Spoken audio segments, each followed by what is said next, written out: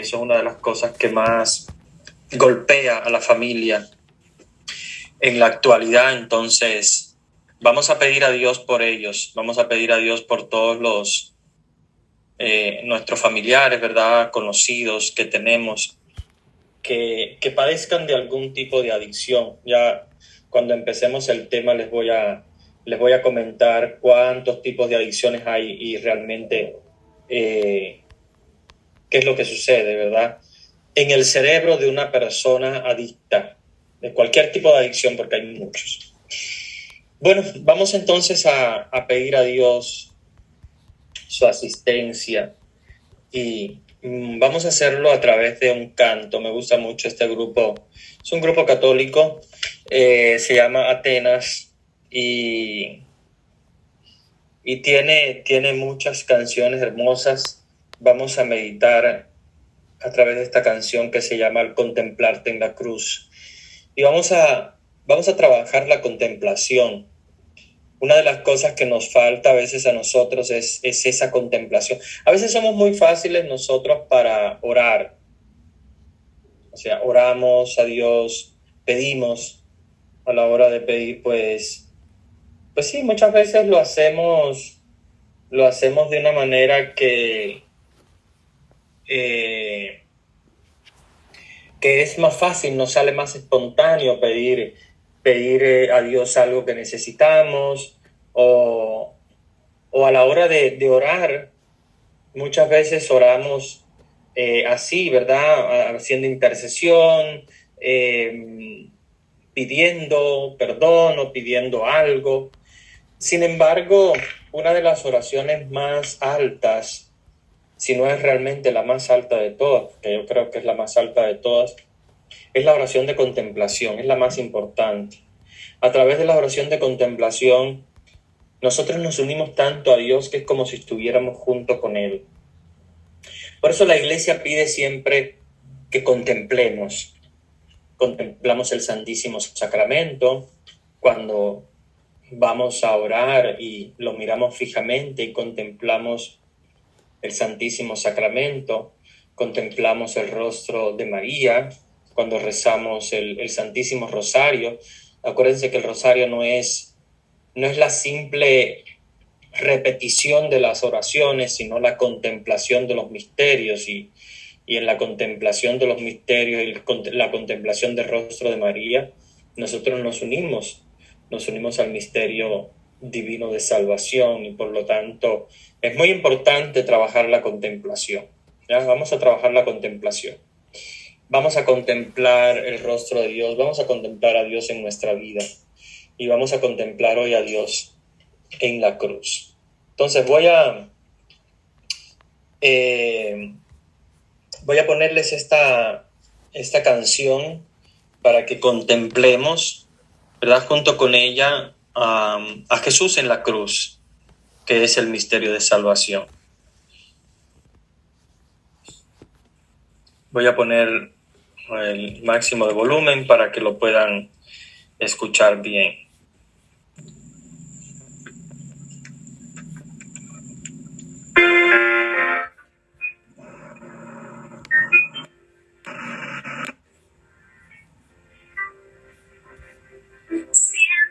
Dios, fuiste tan humilde, hombre, tú te hiciste traicionado y rechazado. Siendo Dios, tomaste mi lugar, cargaste en tus hombros mis heridas y pecados. Fue por mí. Te entregaste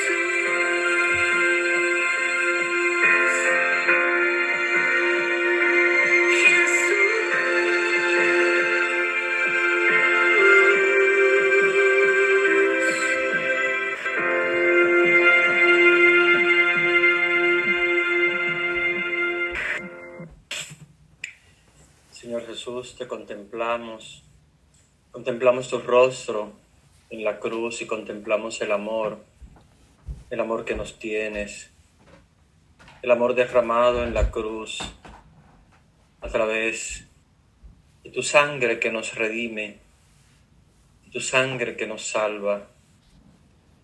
Queremos contemplar tu rostro también en cada persona que hoy sufre de enfermedad de las adicciones, para que tu mano sanadora cure las heridas, para que tu mano sanadora cure y restaure esas familias rotas por las adicciones, para que tu mano sanadora pase por cada uno de esos niños, adolescentes que siguen sufriendo por culpa de alguno de sus familiares,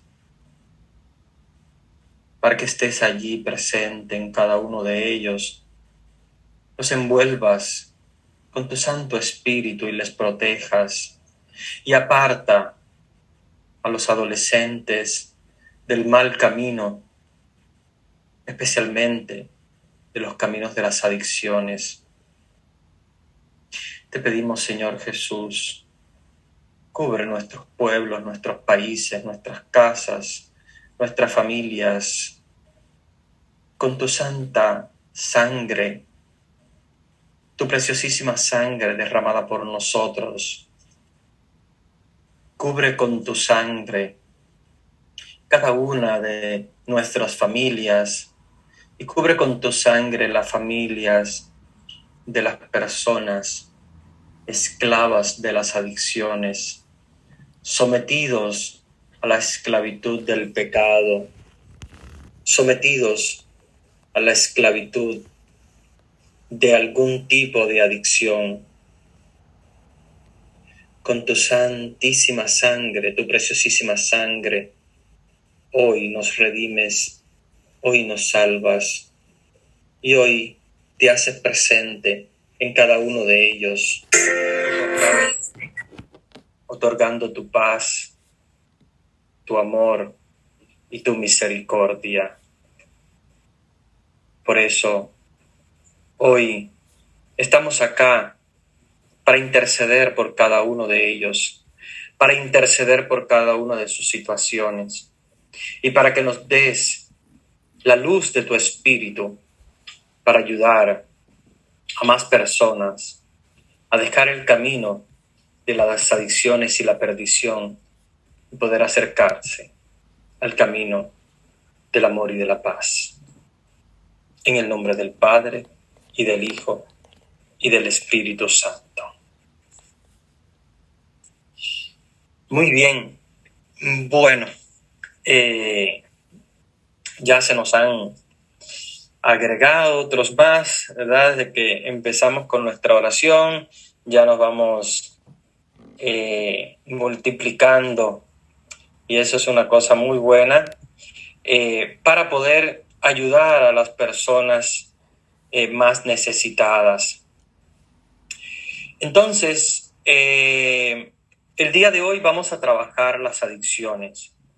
Yo voy a comenzar, ¿verdad? Como siempre, exponiendo el tema, y voy a dar también, ¿verdad?, a cada uno de ustedes la posibilidad de expresar sus preguntas, sus comentarios, sus inquietudes en este tema que es tan importante. Vamos a ver este tema desde el doble enfoque, como hemos empezado estos talleres. Recuérdense que nosotros tenemos el enfoque de la psicología y el enfoque de la religión, ¿verdad? El enfoque espiritual. No vamos a ver solo el enfoque desde un solo punto de vista, porque nos perdemos toda la riqueza, ¿verdad?, de esos dos puntos de vista, el enfoque cristiano y el enfoque científico, psicológico. Entonces es importante que nos combinemos, porque los dos se juntan para poder llegar a un conocimiento más amplio, ¿verdad?, de esta situación, como les decía, que es las adicciones. Antes que nada, para entender las adicciones, debemos saber cuántos tipos de adicciones hay. Hay muchos tipos de adicciones. Nosotros el que conocemos más clásico es el tipo de adicción que es adicciones a las sustancias psicoactivas, ¿verdad? Es el que más conocemos porque es el que más se habla, pero no es el único. Dentro de la adicción a las sustancias psicoactivas, nosotros tenemos, digamos que la adicción más leve es la adicción al alcohol, ¿verdad? Que es, digamos, de todas las sustancias psicoactivas, es una de las sustancias, digamos, más tenue, aunque obviamente es muy fuerte, pero es, digamos, la más tenue, porque de ahí si empezamos a subir, tenemos las adicciones a las anfetaminas, tenemos las adicciones, ustedes saben, ¿verdad?, a las drogas, unas aprobadas, otras no aprobadas, alguna como la marihuana, que ha estado aprobada ya en algunos estados de los Estados Unidos, y otras que obviamente no han sido aceptadas porque son sustancias mucho más peligrosas, como por ejemplo la cocaína, la heroína y otros tipos de drogas que son o crack, que son alucinógenos. Muchos de ellos son alucinógenos y muchos de ellos son depresivos del sistema nervioso central. ¿Qué es lo que pasa? Bueno, voy a seguir adelante porque si no me detengo aquí mucho. No quiero detenerme mucho en esta parte porque quiero verla más adelante, lo que pasa en el cerebro. Dentro de las sustancias también está la adicción a la nicotina, que son los fumadores compulsivos. Como ustedes saben, que puede ser el tabaco, que puede ser el cigarro o cualquier otro tipo de ¿verdad?, de adicciones ligadas a lo que es la nicotina, que también es una adicción a un tipo de sustancia, es una sustancia también psicoactiva que funciona en el cerebro como activante. Bien, después de las sustancias psicoactivas, que digamos que es la que conocemos más, alcohol, droga, cigarro, aparte de las adicciones a las sustancias, también nosotros tenemos un grupo de adicciones muy, muy, muy importante y sumamente peligroso también, como por ejemplo el juego compulsivo, ¿verdad? Las adicciones al juego. Hay personas que pierden todo su dinero por las adicciones al juego, porque lo tienen que apostar todo, porque tienen que apostar, y eso provoca digamos, en las personas adictas un comportamiento sumamente complejo. Entonces, todas esas personas que ustedes ven que comienzan, porque voy a poner este numerito de la loto, porque voy a poner este numerito más acá, que me voy a jugar este cartón, que vamos a jugar con el bingo, que no sé qué y tal. Pues sí, digamos que no está mal, igual que cuando una persona que se toma una cerveza. Cuando nosotros decimos que hay un trastorno de adicción, es porque hay un comportamiento que se repite y provoca o lleva a la persona que la persona pierde completamente el control de su vida, y esto afecta a su vida personal y familiar. Ahora, si hay una gente que le gusta jugar su bingo, que le gusta jugar su loto, que le gusta, como les decía, ¿verdad?, tomarse una cerveza o un vaso de vino, pues eso no es preocupante, no es complejo. El problema se torna complejo cuando estas personas repiten una acción y el cerebro, porque aquí es donde viene, después les voy a hablar sobre eso, pero el cerebro comienza a acostumbrarse a un estilo de sustancia que obviamente es positiva, porque vamos a ver cómo los canales dopaminérgicos, como se llama, son muy positivos incluso crean mucho bienestar interno, pero un acostumbrarse demasiado a este tipo de sustancia provoca que después necesites, obviamente, que esos canales dopaminérgicos se vuelvan de nuevo a activar. Entonces vas a necesitar que se activen de un modo completamente no natural, completamente fuera de lo natural, y entonces provoca el acto se convierte en compulsivo. En psicología decimos compulsivos cuando se repite algo y tú no puedes dejar de repetirlo, o sea, ya va fuera de tu control. Hay compulsiones, por ejemplo, hay gente que tiene compulsiones, no sé si se han dado cuenta, hay gente que tiene pequeñas compulsiones, como por ejemplo, hay gente que van caminando por la acera o por algún sitio y tú ves que van esquivando las rayas, ¿no? Eso es un comportamiento compulsivo, ¿no? Cuando uno no quiere pisotear una raya, o cuando tú eres de las personas que cuando sale de la casa tiene que revisar si tiene la llave, vuelve de nuevo a revisar a ver si... Entonces esos son comportamientos que se llaman compulsivos porque la persona vive como una inseguridad interna de algo, ¿verdad? Si piso una raya tal vez me va a pasar algo, o si no reviso quiere decir que tal vez dejo la casa abierta, o tengo que limpiar constantemente porque aquí y ahora mismo con esto del coronavirus pues se han disparado mucho los trastornos obsesivos compulsivos porque las personas se vuelven muy obsesivos con la limpieza, tienen que limpiar constantemente, ahí no, y ahora tienes que volver a lavarte las manos y luego limpia el piso 1, 2, 3, 5 veces y entra sin la... Entonces se convierte en una compulsión. Cuando una cosa se convierte en algo compulsivo que tú repites de manera exagerada por una inseguridad interna, entonces es porque esos canales que les decía se activan y hacen que la persona necesite obligatoriamente repetir el acto. Entonces ya no es una cerveza, sino que son 2, que son 3, que son 4, ya no es un trago de ron, sino que son 2, 3, 4, etcétera. Y igualmente con la droga, igualmente también con el juego compulsivo que les decía, ya no es que voy a jugar de vez en cuando pues un numerito y tal, sino que hay que jugarlo constantemente y ya pues pierdes todo el dinero del mundo, pero tienes que seguir jugando. Y obviamente eso va creando unas características compulsivas y aditivas. Cuando digo aditivas porque se refiere a las adicciones. Y luego pues tenemos también un conjunto de adicciones muy interesante que también forma parte de las adicciones, que son las adicciones a personas.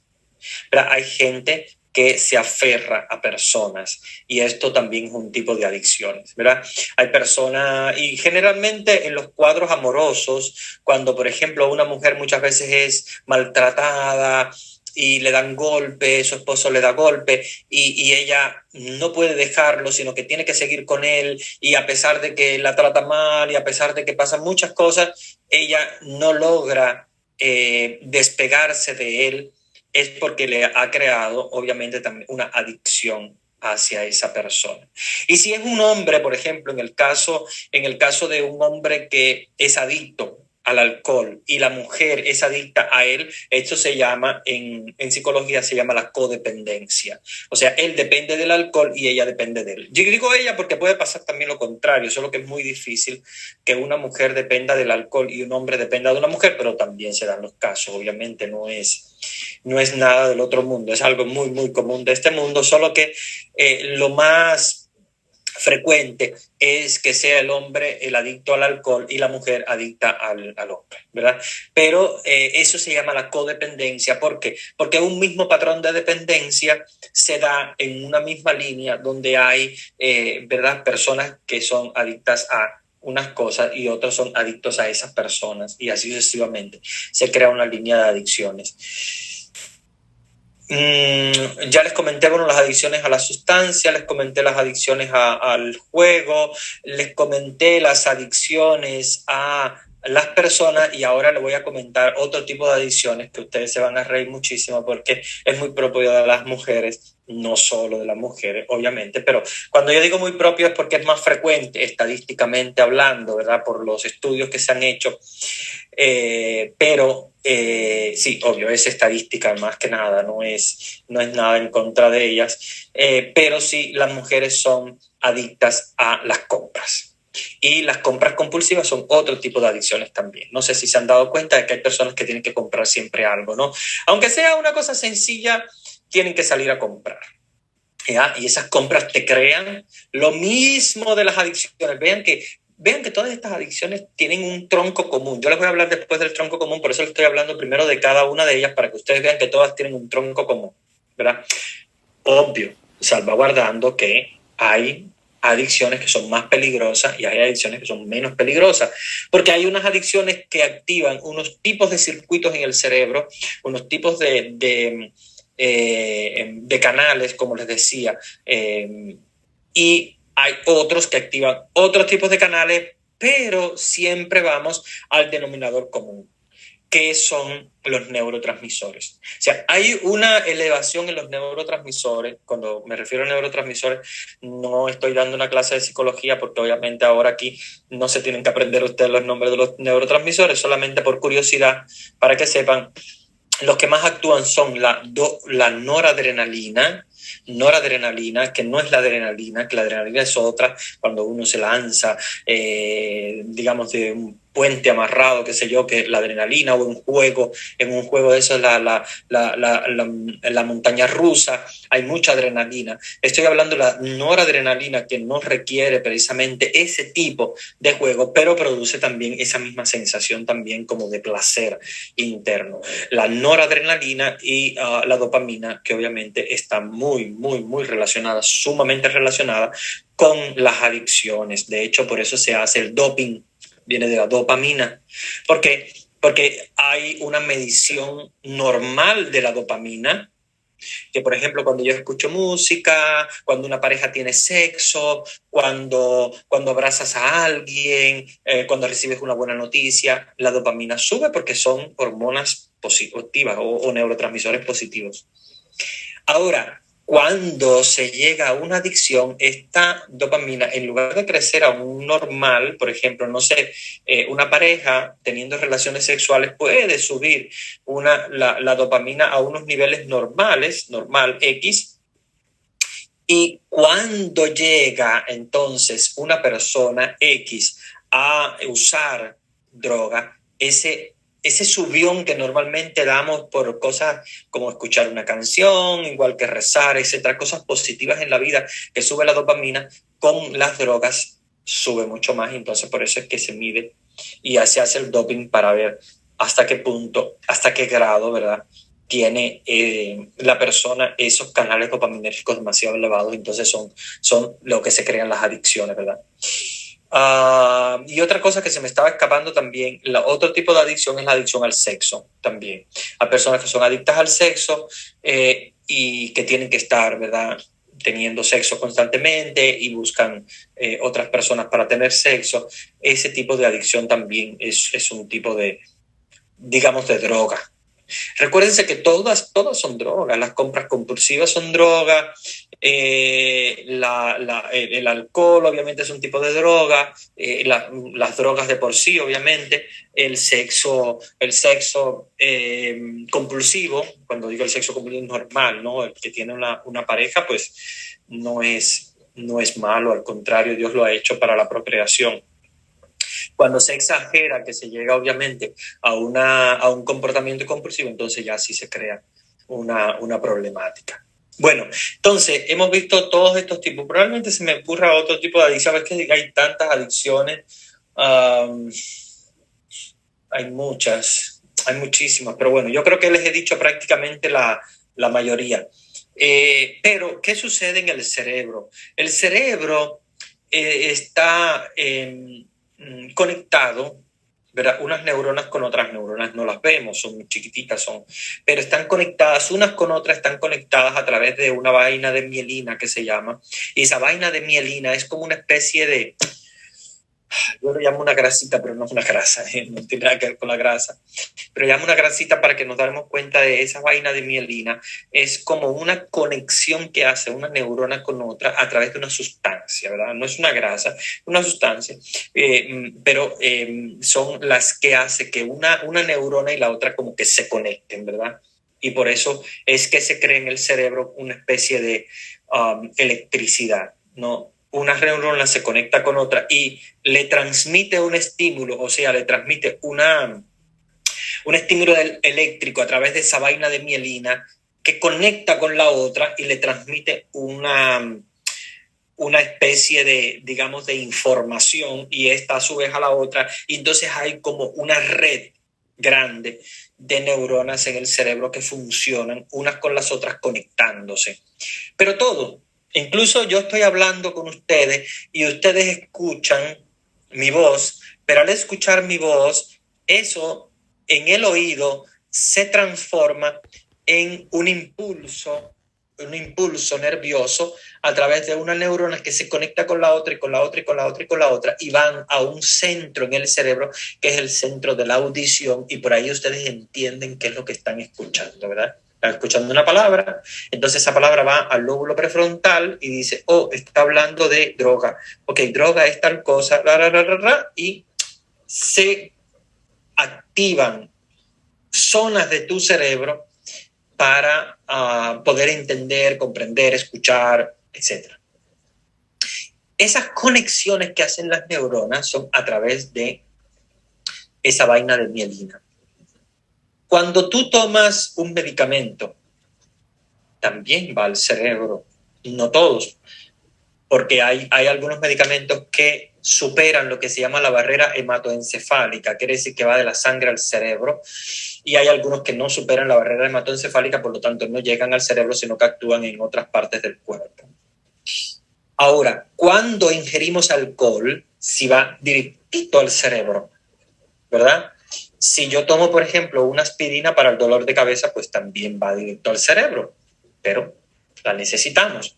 Aunque no quiero tomar la aspirina porque tiene otros efectos secundarios. Bueno, cuando el que dice aspirina dice otro medicamento, tiene efectos secundarios, no lo quisiera, pero lo necesito, y si lo necesito yo lo tomo, y al tomarlo va directo al cerebro a actuar donde, en el lugar del dolor, para quitarme el dolor, porque necesito quitarme un dolor de muela, un dolor de huesos o lo que sea.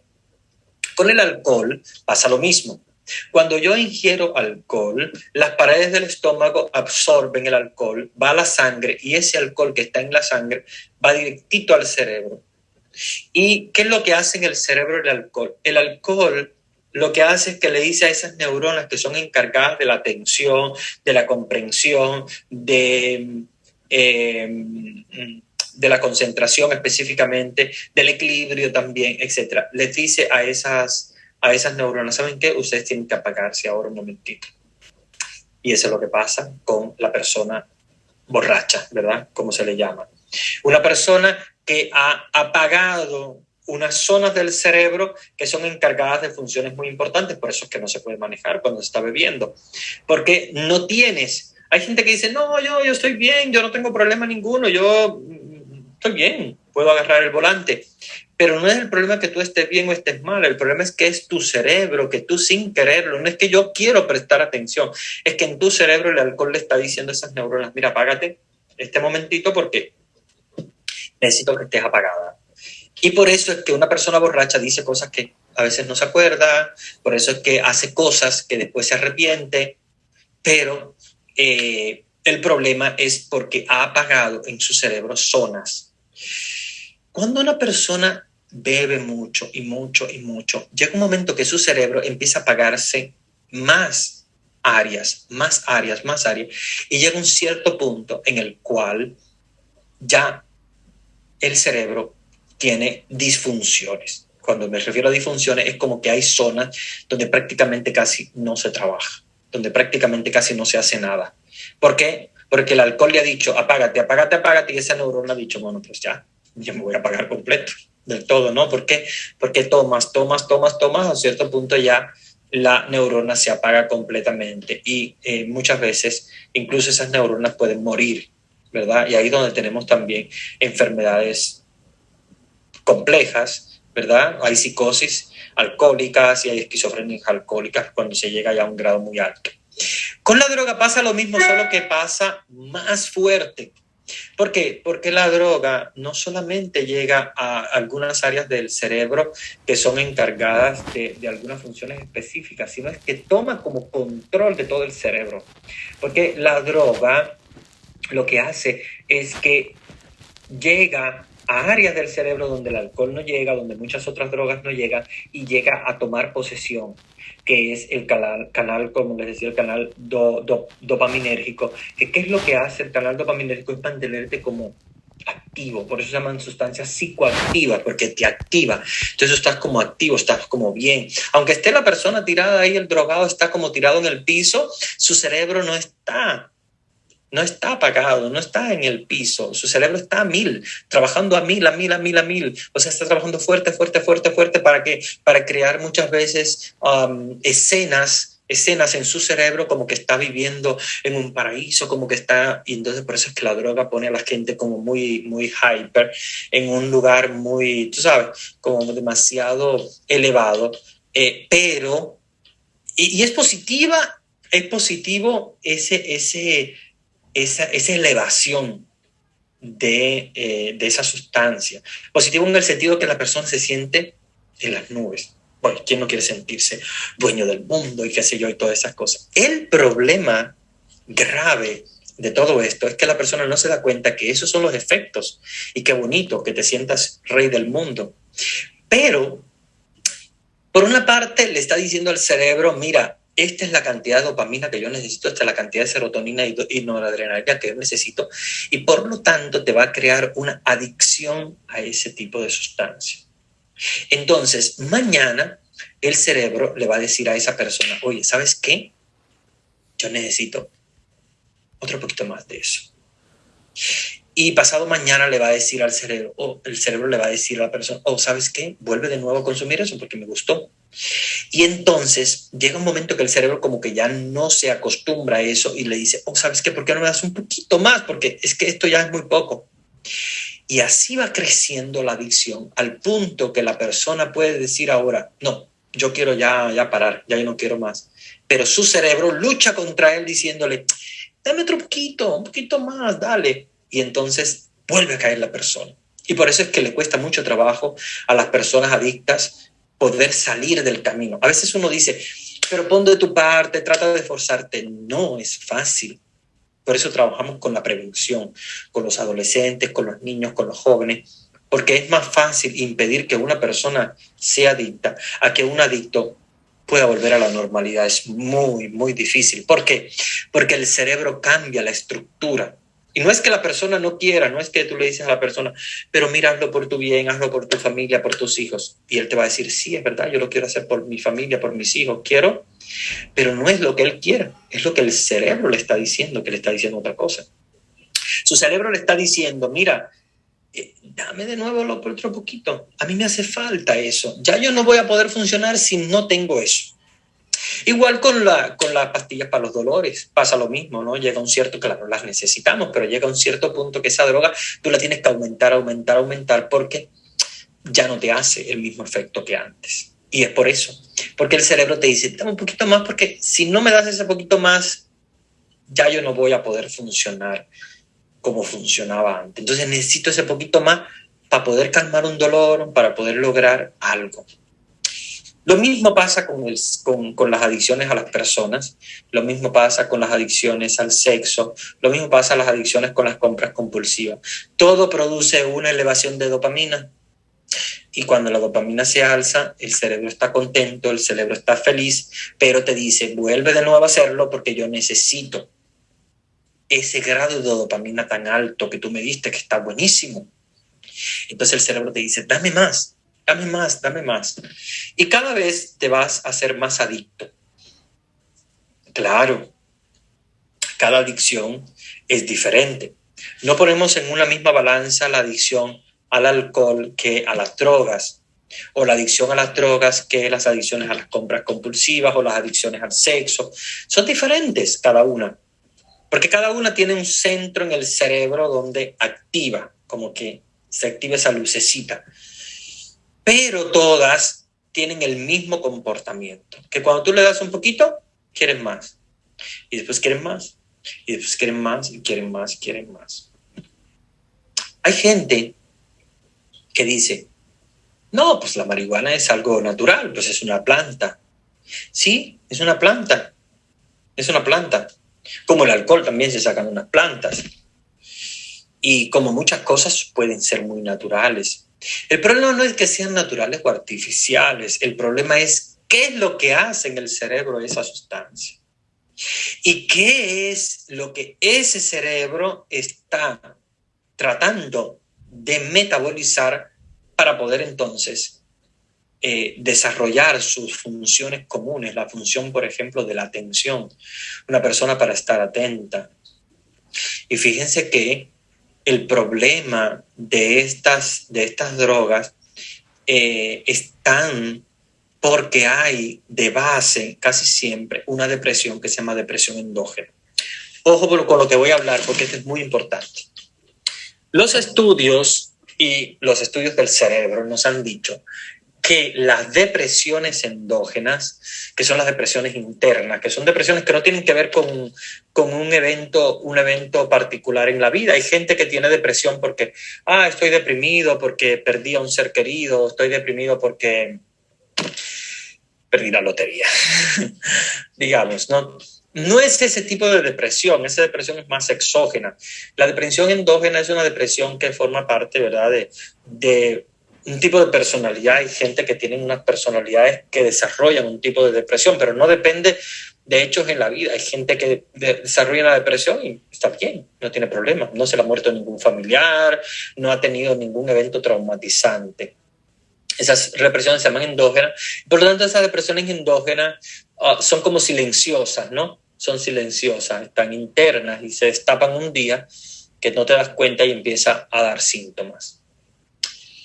Estas depresiones endógenas están a la base de las adicciones. Los estudios lo han dicho. ¿Por qué? Porque se ha descubierto que la mayoría de las personas adictas son deprimidos que necesitan de ese objeto de adicción para poder sentirse bien. Por ejemplo, hay gente, la mayoría de los borrachos, digamos así, de las personas que toman ron o alcohol, los alcohólicos, digamos de alguna manera, los alcohólicos, la mayoría de los alcohólicos, si no el 99.9% de ellos, son personas deprimidas, que han caído en el alcohol porque la depresión los ha llevado a eso. Y tú dices, no, pero si no estaba deprimido, si no le estaba pasando nada. Hay gente que sí, se le va a la mujer, pierden el amor de su vida y se lanzan al alcohol. Entonces eso sí es una depresión exógena muy clara. Pero hay mucha gente que no tienen ese tipo de depresiones, o sea que viven normal, su vida normal, de un momento a otro comienzan a ingerir alcohol, ingieren, pero una copita no hace nada, y después otra copita o una chelita o una no sé qué, y no hace nada, piensan. Entonces eso lo que va haciendo es que poco a poco va aumentando y va deteriorando el cerebro al punto que la persona ya se considera alcohólica cuando ya no puede dejar de tomar. Cuando tú le dices a una persona que toma, dice, ¿por qué no dejas de tomar? Pásate un mes, una prueba. Y esa persona no logra hacerlo, es porque es una persona que ya es alcohólica y ya su cerebro está dañado, ya tiene daño. ¿Eso quiere decir que ese cerebro tenemos que tirar a la basura? No, obviamente no. Siempre hay momentos para poder ayudar a las personas. Pero, ojo con esto, la ayuda es muy, muy, muy difícil. Se los digo, como psicólogo he atendido muchos pacientes, muchas personas con adicciones, y el trabajo con los adictos es sumamente difícil. Muchas veces multidisciplinario, tienen que intervenir el médico también porque hay que hacer terapias muchas veces para tratar de ayudar a las personas a desintoxicarse de alguna manera. Es muy difícil, es muy difícil. Les digo que el trabajo con los adictos es uno de los trabajos más complejos que hay en la psicología y la psiquiatría moderna. Es complejo porque el adicto tiene daños cerebrales. Y esos daños cerebrales no se pueden reparar. No es que tú puedes hacer una operación y el cerebro ya resolviste. No, son daños cerebrales que son daños estructurales, que no están en una parte del cerebro, que no están muchas veces difundidos. Pero obviamente no vamos a tirar el cerebro a la basura, a decir, bueno, pues esta persona ya no puedo recuperarla, no puedo. Hay algunas personas las cuales en muchos casos ya no se puede hacer nada y muchas veces se deja ya por incorregible y son personas que ven que después terminan en la calle abandonados porque no hay mucho que hacer, ni siquiera los especialistas pueden hacer algo con ellos, pero la mayoría de las veces sí se puede hacer. La buena noticia es que lo que más funciona con los adictos, fíjense, lo que más funciona con los adictos es una terapia que incluye la parte psicológica y la parte espiritual. Es sumamente importante.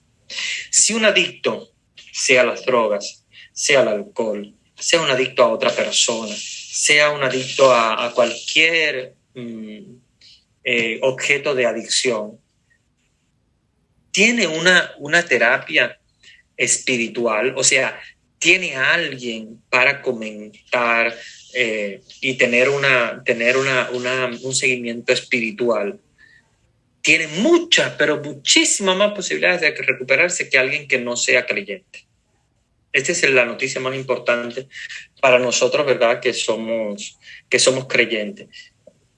Si nosotros usamos, y fíjense, ustedes también pueden hacerlo, porque obviamente no es algo solo del sacerdote, eso puede hacerlo cualquier persona. Si nosotros usamos el poder espiritual que Dios nos da para poder ayudar a las personas con adicciones, nosotros podríamos hacer mucho. Nosotros podríamos lograr muchísimo. ¿Por qué? Porque la terapia espiritual es una de las terapias más efectivas para salir de las adicciones. En otras palabras, es una de las enfermedades que solamente cura Dios. Que por más ciencia que nosotros queramos emplear, es muy difícil poder sacar a una persona de las adicciones. Sin embargo, si nosotros actuamos con terapia espiritual, y cuando digo terapia espiritual me refiero a una dirección espiritual, no quiere decir que ustedes tengan que ser sacerdotes para hacer dirección espiritual, que de hecho ya no se llama dirección espiritual, se llama acompañamiento espiritual. Dicho sea de paso, porque ya se hizo el cambio. El primero que lo usó fue San Ignacio de Loyola, que es el fundador de los jesuitas. Ellos tenían la dirección espiritual, eran los máximos en cuanto a lo que es la dirección espiritual. Los jesuitas. Después se transformó la dirección espiritual en acompañamiento espiritual porque sonaba como demasiado directivo, como que uno va a dirigir al otro y no, tú lo que vas es acompañar, porque al final es un acompañamiento lo que estás haciendo, ¿no? Entonces, el acompañamiento espiritual lo podemos hacer todos. Todo bautizado puede ser un acompañante espiritual de otra persona. Así que no se crean que obligatoriamente tiene que ir al sacerdote. Bueno, pues si hay un sacerdote cerca, pues qué bien, porque obviamente tenemos también lo que es el sacerdocio ministerial, los sacramentos, etcétera. Si puede ir a un diácono, si puede ir a una religiosa, pero si no puede ir a nadie y ustedes pueden hacer lo que se llama el acompañamiento espiritual, háganlo, porque eso es propio de cualquier bautizado. Y un acompañamiento espiritual es muy sencillo, es simplemente tú darte cuenta de que tú no vas a dirigir a nadie, que tú no vas a guiar a nadie, ni que vas a obligar a nadie. Eso es número uno, ¿eh? El acompañamiento espiritual parte de la premisa de que nosotros no vamos a convertir a nadie, ni vamos a dirigir, ni a mandar, no. Porque inclusive ya si empezamos por ahí, las personas lo primero que nos van a decir es, yo no quiero a alguien que me dirija, que me diga lo que tengo que hacer. Nosotros lo que vamos a hacer es ser enviados. ¿Ya? Primero, número uno es ser enviados. Sentirte que eres enviado por Dios. Ese es el primer punto. O sea, sentirte que no estás haciendo algo que es misión tuya, ni es algo que a ti se te ocurrió, ni es algo que eres tú el director. No. Nosotros somos enviados. Somos enviados por Dios para ayudar y acompañar a una persona con adicciones.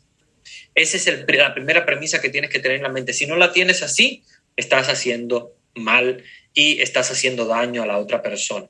Primero tienes que sentirte como un instrumento en las manos de Dios. Somos simplemente instrumentos, simplemente nosotros acompañamos. Nosotros lo que hacemos es que transmitimos la palabra de Dios a otra persona y hacemos que Dios llegue a otra persona a través de nosotros como un puente, ¿verdad? Somos como un puente, un instrumento, ¿verdad? En las manos de Dios. Número 1.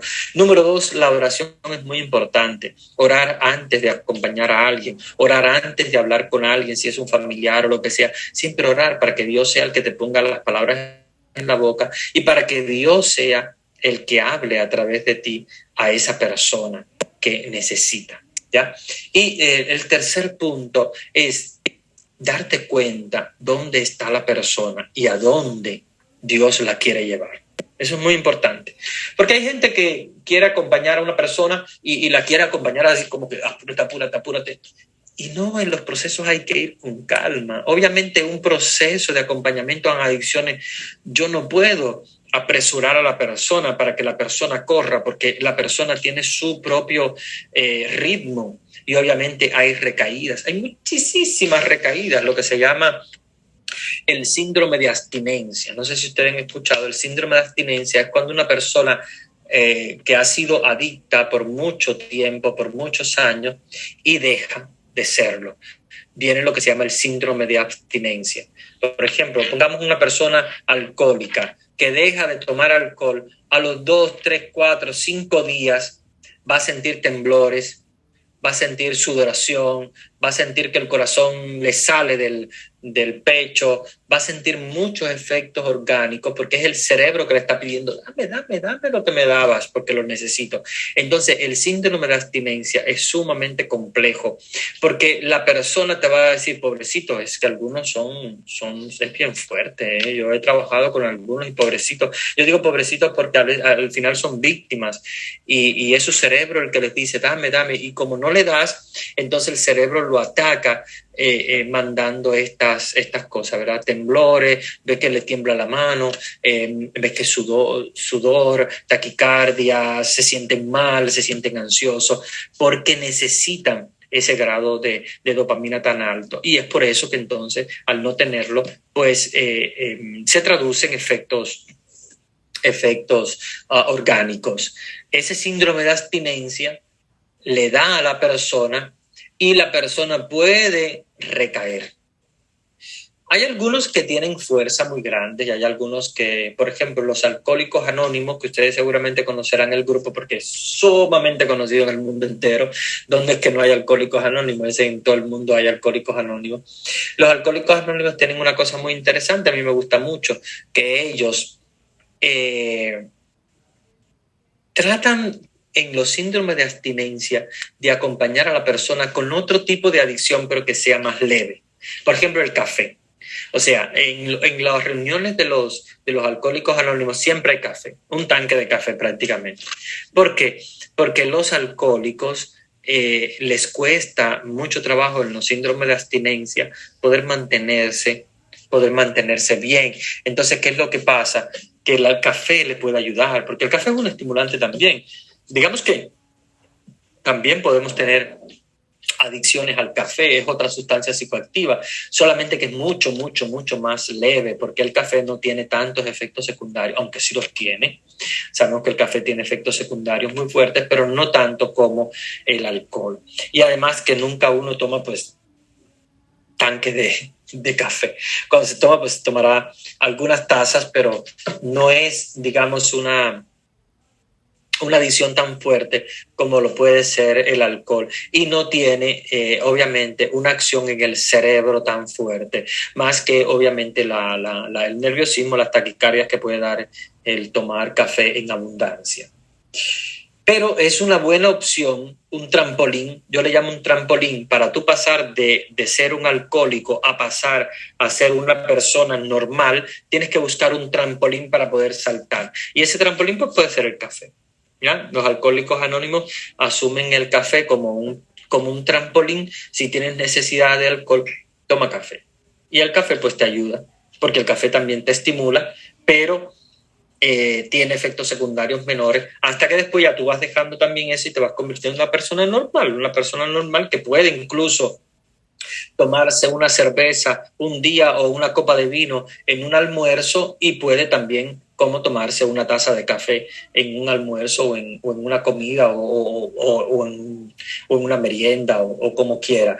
Pero es algo normal, ¿ves? Es pasar de la anormalidad a la normalidad. Y para pasar a la normalidad siempre hay que lanzarse en un trampolín para poder bajar el consumo. Claro, a un alcohólico anónimo, si tú le dices, no, pues vamos a tratar de bajarlo, a tomarte, no sé, 1 o 2 cervezas cuando sea necesario, pues obviamente no lo va a poder hacer porque no tiene la fuerza de voluntad para detenerse, para pararse. Entonces, para poder llegar a la normalidad, ellos tienen que tener abstinencia total completa. Por eso los alcohólicos anónimos dicen 0 alcohol. Y después, cuando ya la persona lleva mucho tiempo rehabilitada, entonces ya sí puede volver a consumir alcohol de un modo moderado, ¿verdad? Como cualquier persona normal que va a un encuentro social y se toma una copa de vino o se toma una copa de sidra o una cerveza o cualquier tipo de bebida alcohólica. A propósito de eso, les hago un paréntesis. Las bebidas alcohólicas, aunque sean pocas, siempre van al cerebro y siempre crean efectos. Claro, no es lo mismo cuando tú te tomas una lata de cerveza a cuando tú te tomas varias o muchas latas de cerveza.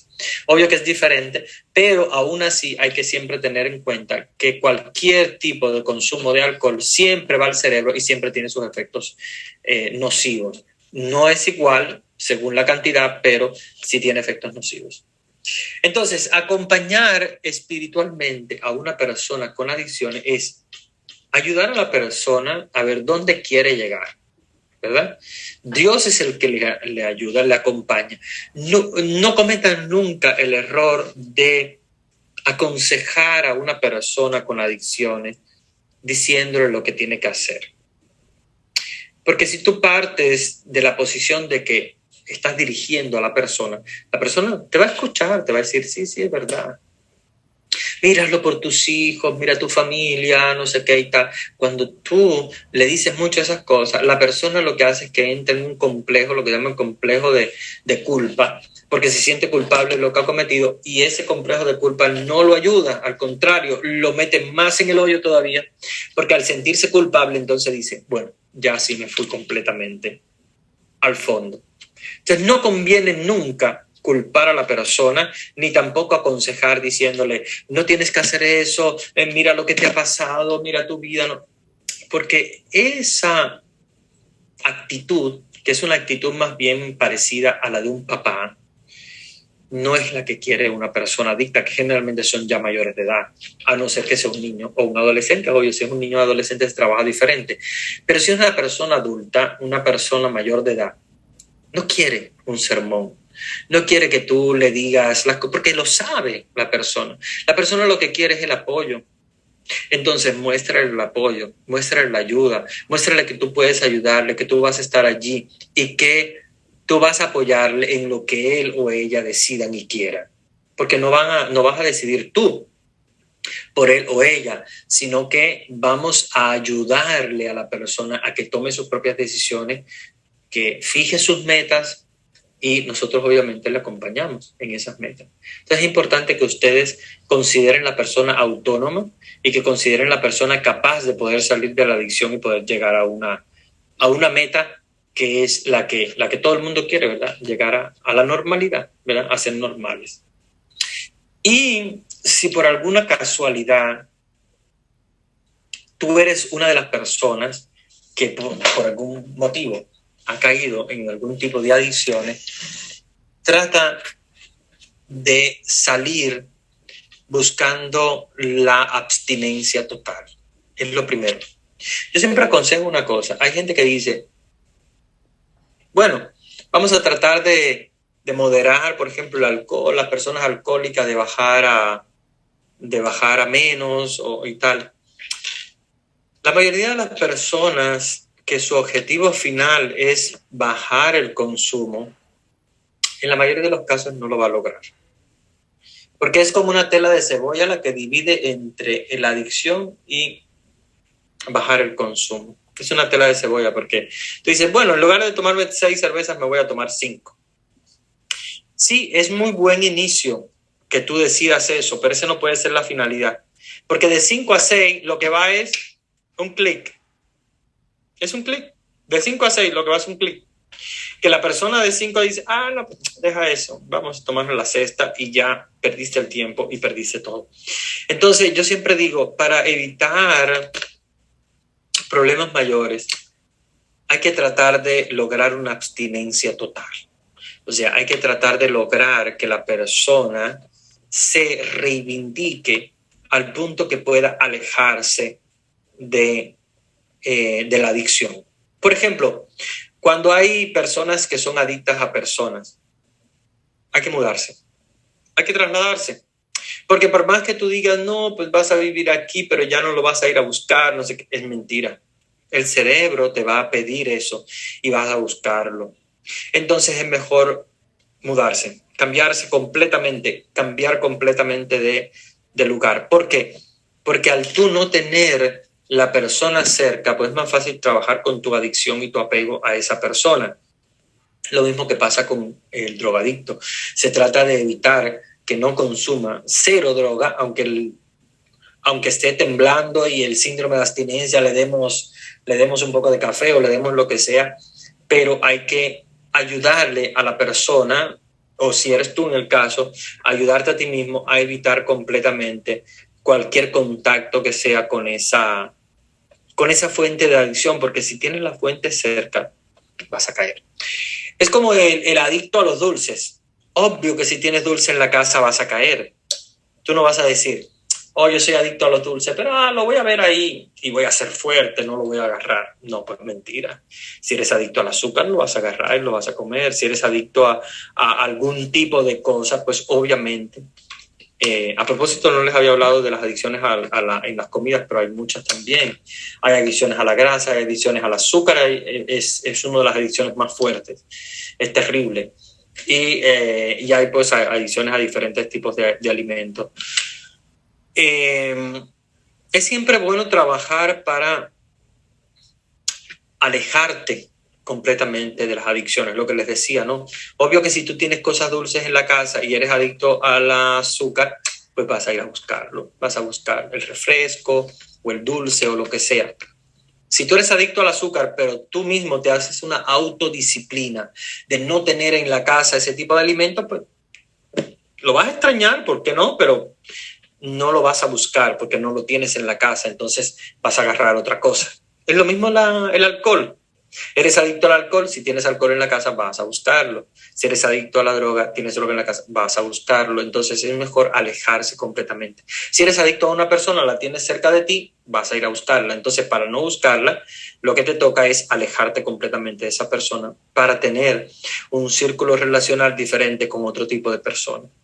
Igual los que son adictos al alcohol, los que son adictos a las drogas, alejarse para tener un contacto con otro tipo de cosas, como les decía, puede ser café, puede ser otra cosa, cambiarlo por algo que sea más leve para poder lograr en la persona llegar de nuevo a reestructurar el cerebro, a ser lo más normal posible. El cerebro no es fácil de arreglarlo, es complicado, es muy neuroplástico, o sea, se puede trabajar mucho, pero es difícil porque para hacer los cambios en el cerebro se toma mucho tiempo, sobre todo después de los 8 años de edad.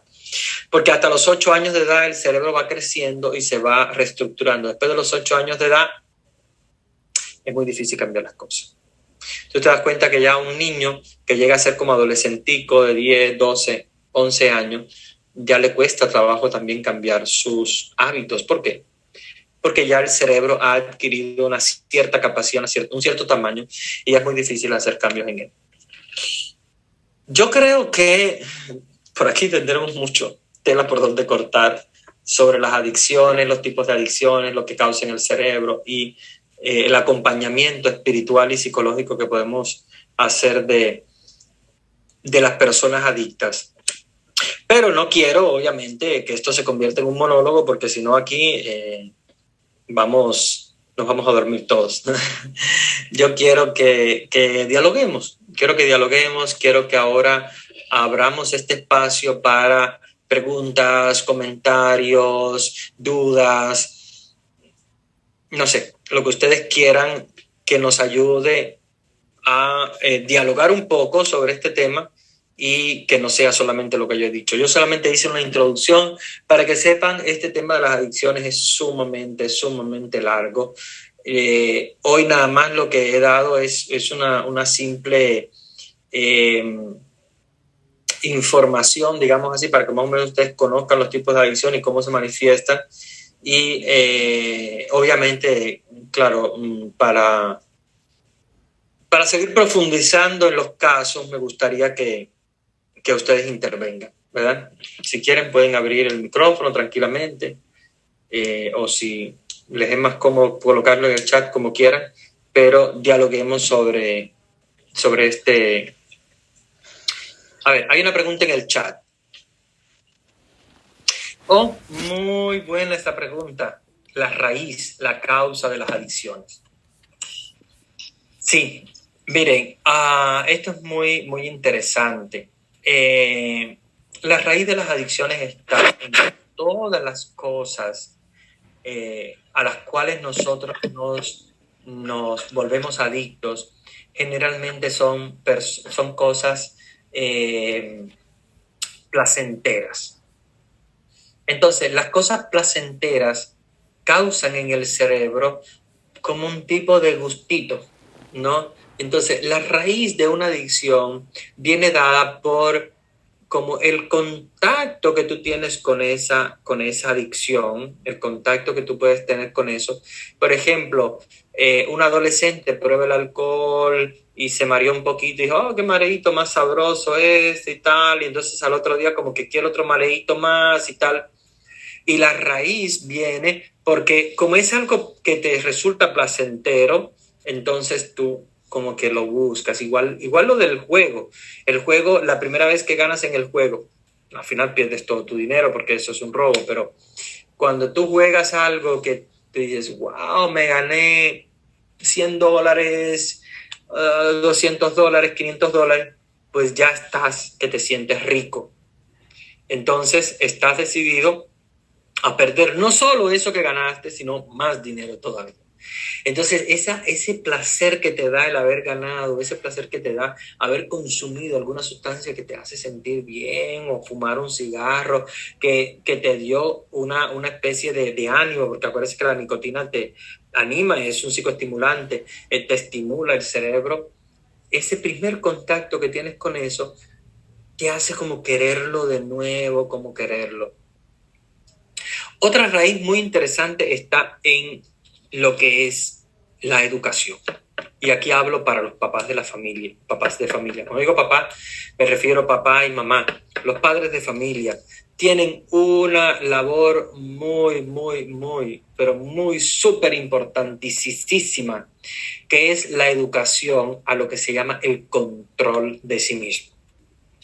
Eso es algo que ya aparece en la Biblia, en los tiempos de la Biblia, pero a nivel de psicología se trabaja mucho lo que es el autocontrol o el control de sí mismo. Ya la Biblia lo decía, San Pablo es el primero que nos habla del autocontrol, y es muy importante que nuestros niños y nuestros adolescentes aprendan lo que se llama el autocontrol. El autocontrol es el control de ti mismo, cómo tú te controlas a ti mismo ante las eventualidades. Por ejemplo, nosotros, no sé, podemos salir, podemos salir ¿verdad?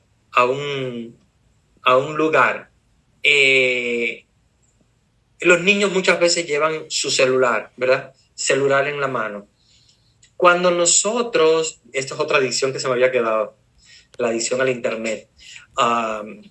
Para que vean que hay muchas, es que le digo que es un montón, es una lluvia. Si nosotros no ayudamos a los niños al autocontrol, ese niño va a ser en el futuro un adicto. Porque, por ejemplo, si nosotros salimos al parque Y ese niño va con su celular y el celular y el celular y el celular. Y todos los días tiene el celular y todos los días. Y no puede hacer las tareas porque tiene el celular en la mano. Y está haciendo las tareas y tiene que tener el celular en la mano. Y ahora más todavía porque las tareas son online. Entonces ya están más que justificados que tienen que tener ahí el celular o la computadora, el celular o la computadora. Y mucho celular, mucha computadora. Produce en los niños una incapacidad de lo que se llama el autocontrol. Quítale a un niño un videojuego en el medio del juego y a ver cuántas pataletas no hace. ¿Qué cosas son esas pataletas? Es la falta de autocontrol. Una persona que no se autocontrola es un adicto. Es un adicto, porque un adicto es una persona descontrolada. Un adicto es una persona que no sabe controlar, que cuando va a una fiesta no puede tomarse una sola cerveza porque no se puede controlar, porque ya le pica y tiene que tomar otra, y tiene que tomar otra y otra y otra. Eso se llama el autocontrol, o sea, control de ti mismo. Pero la raíz, y qué buena esta pregunta que me parece genial, la raíz de las adicciones están en la educación, en la infancia, porque cuando de chiquito un niño que usa el celular, que usa la computadora o que usa el videojuego y está ahí jugando el Free Fire o que juega esto, que juega lo otro y tiene que jugar, que no puede perder, que no puede... Llega un cierto punto que se convierte adicto a eso. Y el niño adicto a un juego no está desarrollando el autocontrol. Ahora, si tú le quitas el juego, el niño va a llorar, va a patalear, va a decir barbaridades y palabrotas feas. No importa. Tú haz todo eso que tú quieras hacer. Pero yo te tengo que ayudar y educar a ti como niño, como hijo mío o como nieto, en el caso de los abuelitos. Tengo que educarte a autocontrolarte. Y el autocontrol es que tú digas, pongamos, estoy diciendo la bobería, pero bueno, son las 8 de la noche, hay que ir a dormir. O son las 6 de la tarde, es la hora de la tarea. Si un niño es capaz de decir, mamá, toma el celular, que son las 6 de la tarde, es la hora de la tarea, es un niño autocontrolado. O mamá, toma el celular, toma la computadora, toma lo que sea, ya es la hora de dormir y él solito va a dormir, es un niño autocontrolado. Si el niño tenemos que pegarle prácticamente para que pueda dejar algún vicio, es un niño que no está desarrollando el autocontrol. Y el niño que no desarrolla el autocontrol en un futuro es un adicto. ¿A qué? No sabemos, puede ser a una droga, puede ser al alcohol, puede ser a lo que sea. Y los videojuegos son adicciones. ¿Ven? Era otra adicción que me faltaba. Los videojuegos, el celular, el internet es una adicción. Nosotros la tenemos. Muchos de nosotros la tenemos porque tenemos que usar constantemente el celular o lo que sea. Ahora, si tú dices, yo voy a estar un día sin celular, voy a estar un día sin internet y logras estarlo, te vas a sentir un poco mal, etcétera. Logras estarlo, eso se llama el autocontrol. Y es un ejercicio. Yo se lo recomiendo a todos, porque cualquiera de nosotros puede caer en una adicción y puede caer también en un estado depresivo que pueda llegar a adquirir cualquier tipo de adicción. Hagan el ejercicio de control, de autocontrol. Igual con la comida. La comida es un autocontrol. ¿A quién no le gusta una comida exquisita? No sé, ustedes son de países diferentes. Yo soy de Cuba y obviamente nosotros tenemos nuestras comidas y tenemos el arroz con gris, la ropa vieja, la yuca, etc. Ustedes tendrán diferentes comidas deliciosas, un caldo, no sé. Un dulce puede ser. Hay gente que son más adictos a una cosa, otros a otra. Trata de hacer un ejercicio de autocontrol. Trata de servirte, ¿verdad? Y trata de, en la comida, de hacer un autocontrol y decir, stop. Aunque tú sientas que tienes ganas de seguir comiendo, trata de parar en ese momento, frenarte y decir, está riquísima esta comida, pero yo quiero entrenar mi autocontrol. Fíjense que lo que les estoy diciendo es un ejercicio muy difícil. No todo el mundo lo sabe hacer, ni todo el mundo lo logra hacer, ni a todo el mundo le sale bien. Hay personas que se desesperan y no lo logran hacer. Pero si tú lo logras hacer y tú dices, por ejemplo, no sé, una mujer está comiendo un dulce que le sabe riquísimo, un chocolate o lo que sea, y dice, yo quiero ejercer mi autocontrol y esto que me está gustando tanto, yo quiero entrenar mi autocontrol. Pico la mitad y le das la mitad a tu marido. Dáselo. Tal vez sea un barrigón y se vaya a explotar, pero tú vas a entrenar tu autocontrol. Eso es un ejercicio sumamente importante. Igual el que está tomando, si está tomando una cerveza, a la mitad, trata de ayudarlo a ejercer el autocontrol. El autocontrol es, voy por la mitad, me encantaría bajarme la compra, pues está fría, está muy rica. Autocontrol. Ponla en el refrigerador. O si quieres, bótala, no importa. Eso no se va a perder, porque el ejercicio es más importante que ese material que tú perdiste. El ejercicio de autocontrol tuyo es algo que no tiene precio ninguno. Una cerveza tiene un precio, una bobería. Pero el autocontrol, eso no tiene precio ninguno. Eso es brillante. Si tú ejerces el autocontrol con aquello que más te gusta, tú vas a ser una persona autocontrolada y tú vas a ser una persona capaz de en el futuro manejar cualquier adicción, manejar cualquier situación, porque vas a tener ya el ejercicio. Acuérdense que esto es para ejercitarse. Si yo lo hago con la comida, o lo hago con una bebida, o lo hago con un dulce, o lo hago con un videojuego, o lo hago con la televisión misma, estoy en la televisión, me encanta, apago, autocontrol, sigo mañana. Esto lo ejercemos mucho los católicos el Viernes Santo y, bueno, la Cuaresma. Pero hay que hacerlo siempre, no hay que esperar a la Cuaresma. Los ejercicios de autocontrol se pueden hacer en cualquier momento. Se recomiendan más en Cuaresma porque, claro, en Cuaresma estamos ejercitando más nuestro autocontrol, como que fortaleciéndolo duro. Pero lo podemos hacer en cualquier momento, ¿verdad? Hay gente que hace ejercicios. Sí, ahora te doy la palabra. Que hace ejercicios de autocontrol muy fuertes, muy fuertes, muy fuertes. No hay que hacer como antiguamente darse latigazos. No. Ojo con esto, no. No, eso no está permitido. Ni darse latigazos, ni dormir en el piso. Sí. No. Eso no está bien. Eso no está bien. Usted duerma en su cama, usted no tiene que darse latigazos ni arrodillarse en piedrecitas ni nada. No tienes que darle a tu cuerpo ningún tipo de castigo. Tú lo que tienes es que fortalecer el autocontrol. ¿Me estoy comiendo una comida rica? Me autocontrolo. ¿Estoy comiendo un dulce que me gusta? Me autocontrolo. ¿Estoy tomando una bebida que me gusta? Me autocontrolo. ¿Estoy viendo algo en la televisión, en el internet? Me autocontrolo. ¿Ven? Eso es diferente al castigo. No nos estamos castigando. Me estoy autocontrolando. Porque mañana voy a seguir. Mañana me voy a comer la otra mitad del dulce. O mañana me voy a comer la otra mitad de esa comida. No me estoy castigando. Me estoy autocontrolando para yo poder ser capaz de poner frenos. Sí, hay alguien que había dicho algo, pero...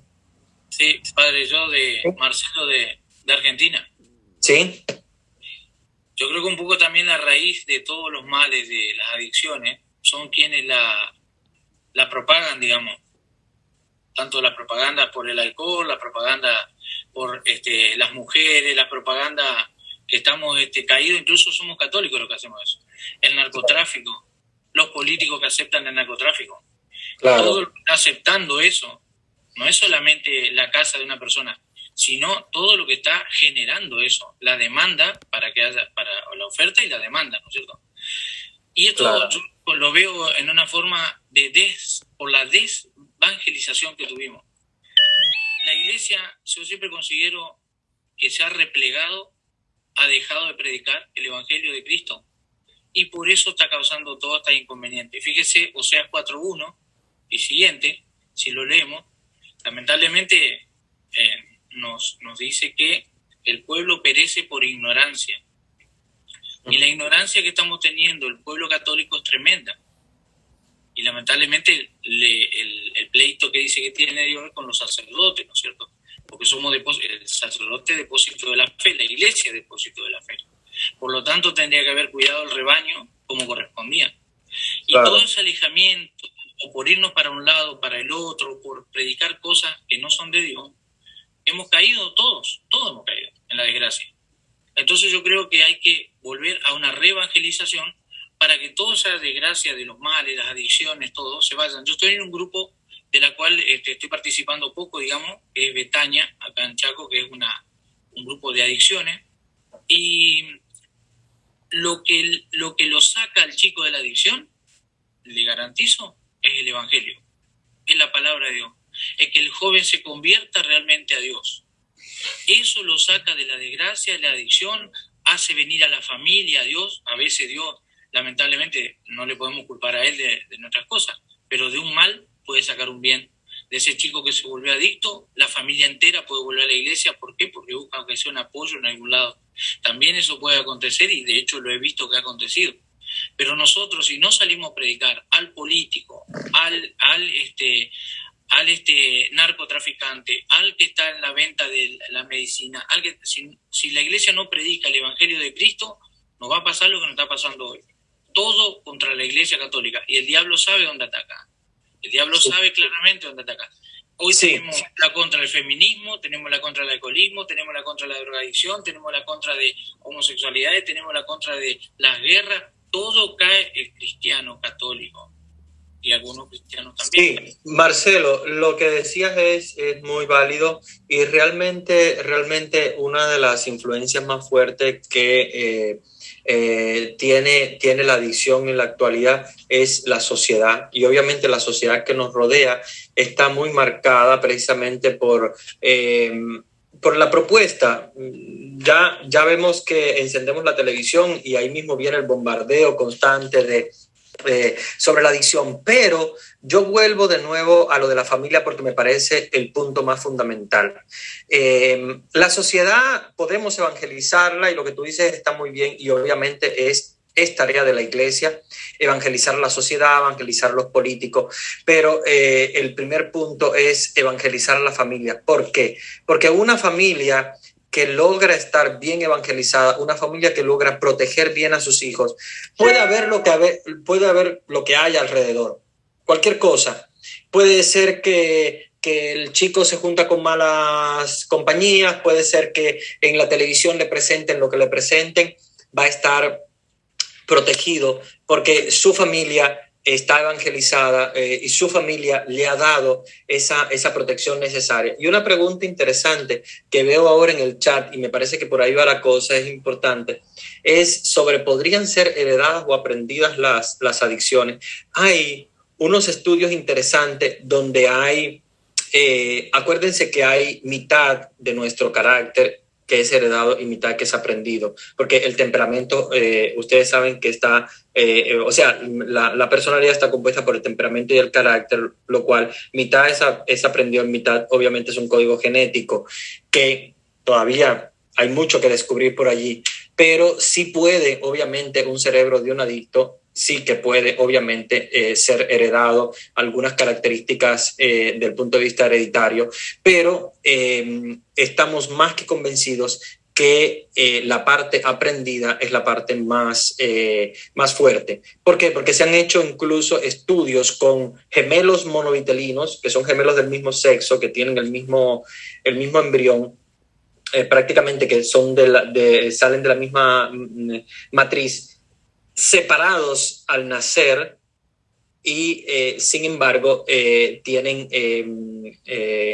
características muy diferentes en cuanto a lo que son las adicciones. Pero de todos modos siempre puede haber también obviamente un cociente heredado. Ahora, sobre por qué algunas personas se vuelven adictas en ese placer y otras no, es ahí donde está la diferencia. En ese trabajo que nosotros hacemos desde casa, desde la familia, es el punto de alcance que nosotros tenemos para poder ayudar y proteger a los niños en cuanto a las adicciones. Lo que yo les comentaba del ejercicio del autocontrol. O sea, un niño con ejercicio de autocontrol, un niño con ejercicio de disciplina. No digo que no digo que está 100% protegido, porque hay otros factores, obviamente, como les decía, hay factores hereditarios, hay factores también ambientales, pero está mucho, mucho más protegido que un niño que no tiene ese autocontrol. Por ejemplo, un niño que se le permite hacer lo que quiera, un niño que duerme a la hora que quiera, un niño que hace las tareas cuando quiera y si las hace bien y si no las hace no, que si se baña si quiere y no se baña no si no quiere, si juega cuando quiere, hace lo que quiera. Entonces es un niño que no se ha disciplinado y es un niño que no se le ha ayudado a establecer lo que se llaman los ejercicios del autocontrol. Entonces, obviamente que alguien que no está autocontrolado muy fácilmente puede caer en cualquier tipo de adicción y que puede caer también en cualquier tipo de situación, ¿verdad? Entonces, ¿qué es lo que pasa? Nosotros el alcance que más tenemos es el alcance familiar. Obvio que quisiéramos llegar más lejos, quisiéramos llegar a la sociedad, quisiéramos llegar al mundo, al universo completo y poder evangelizar y poder llevar la palabra de Dios. Pero te interrumpo un segundito, porque no quiero que se me escape esta idea. Perdóneme, pero le voy a decir algo. Toda esa gente que sale de la familia. El político sale de la familia, el policía, el narcotraficante, sale de la familia. Como San Pablo dijo, nadie da lo que no tiene. Hay familias que ni siquiera tienen ni idea de para qué se bautizaron. Entonces la iglesia no sale de esa también. Y es un problema grave que tenemos en Argentina. Y es grave porque de ahí sale el político. Al político no lo trae el extraterrestre. Al policía que se mete en el narco tampoco. Al político que genera el narco, como hemos visto acá, que le pagaban con marihuana para que los políticos hagan política, vendían la marihuana y hacían política. Y esa gente sale del pueblo. Usted me está hablando del niño que recién empieza, y si la familia no está evangelizada, no está concientizada de ser un católico real, no un católico como vemos en las novelas o como vemos acá, que están siendo católicos, se van a la bruja. Son católicos, se van acá hay un igual que Jesús Malverde, que como el Gauchito Gil, se van a la bruja, se van a esto. No están catequizados, no están evangelizados. Y por eso pasa todos los problemas a nivel global. No es solamente a nivel Argentina, a nivel global. Claro. Por eso Oseas nos dice, el pueblo perece por ignorancia. Y claro, todos los males es por eso. Gracias, claro, definitivamente. Sí. No, claro, definitivamente lo que dices es eso y precisamente ahí donde está la raíz de todo. Y las familias a veces no se dan cuenta que el problema más grande, aparte de que obviamente el no buscar a Dios y el no estar evangelizado es un problema, otro problema grave también es la ausencia. Es uno de los problemas más graves que estamos teniendo ahora en las familias modernas. Las familias modernas están muy ausentes. ¿Por qué? Porque el papá tiene que trabajar 12 horas, 15 horas, 10 horas, lo que sea, en lo que llega al trabajo, que sale, que llega, el niño ya está durmiendo. La mamá también, porque obviamente hay que trabajar para poder vivir. Entonces, la ausencia en la casa, la ausencia en la educación es la que está provocando este problema tan grande. Recuérdense que el mayor digamos, input educativo que tiene el niño, lo tiene desde la casa, no los maestros. Los maestros simplemente van a enseñar, no van a educar. Quien educa es la casa. La casa y la familia es el pilar fundamental de cada uno de los niños. Entonces, los niños que están siendo educados muchas veces por la televisión, que están siendo educados muchas veces por el teléfono, que están siendo educados por el Facebook, no están siendo educados ni evangelizados por la familia.